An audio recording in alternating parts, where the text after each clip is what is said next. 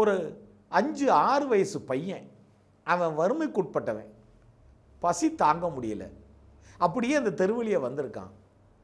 ஒரு வீட்டில், கொஞ்சம் செல்வத்தினுடைய வீடு, தலைவாசல் கதவில் ஒரு வெண்கலம் பூட்டு அப்படி அந்த சாவியோடு அப்படி தொங்கிக்கிட்டு இருந்திருக்கு.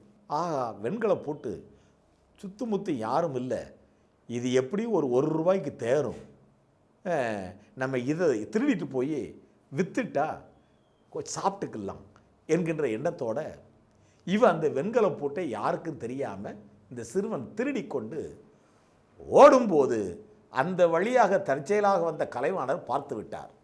கலைவாணர் இந்த பையனை மடக்கி பிடித்து விடுகிறார். இந்த பையன் பயந்துக்கிட்டு வாரான். ஐயா, என்னை விட்டுருங்க ஐயா, இனிமேல் செய்ய மாட்டேங்கிறான். கலைவாணர், வாடா, இந்த பூட்டுக்கு சொந்தக்காரர் போய் பார்ப்போம், வாடா. வீட்டு ஓனர் வெளியில் வந்து பார்க்காரு, அந்த கனமான பூட்டை காணும், வெண்கல பூட்டு. அவனை இழுத்துட்டு வந்து வீட்டு ஓனர்கிட்ட, டேய், அவர்கிட்ட அந்த பூட்டை கொடுறான், அவர் தானே சொந்தக்காரர், கொடுறான். இந்த பையனும் பூட்டை நடிங்கிட்டே கொடுத்தான்.